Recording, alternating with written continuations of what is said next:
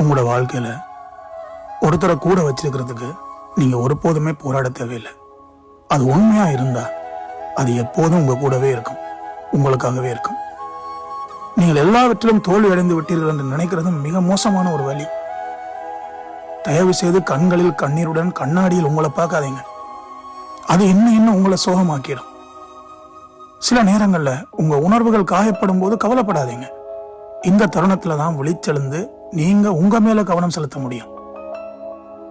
நேசிக்கப்படுவதற்கும் பயன்படுத்தப்படுவதற்கும் உள்ள வித்தியாசம் உங்களுக்கு புரிஞ்சிருந்தா இழப்புகளை தாங்கிக் கொள்வதற்கு நீங்கள் எப்போதும் தயாராகவே இருக்கலாம்.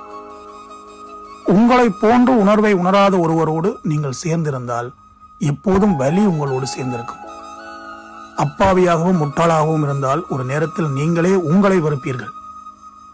நிரந்தரமான நிம்மதி வேண்டும் என்று உங்கள் வாழ்க்கையில் வந்து செல்லும் தற்காலிக மனிதர்களிடம் எதிர்பார்க்காதீர்கள். உங்களின் மதிப்பு ஒருவருக்கு தெரியவில்லை என்றால் அவரை எப்போது விட்டு விலகிச் செல்வது என்பது உங்களுக்கு புரிந்துவிடும். இதயத்தையும் மனதையும் புண்படுத்துவதாக இருந்தால் அது எதுவாக இருந்தாலும் அதை விட்டுவிடுங்கள். பரவாயில்லை என்று நடித்து இருப்பது ஒருபோதும் எளிதானதல்ல. ஒருவருடன் இருந்து தினமும் நீங்கள் அழுவதை விட அந்த நச்சு உறவை முடித்துவிட்டு ஒரு முறை அழுங்கள்.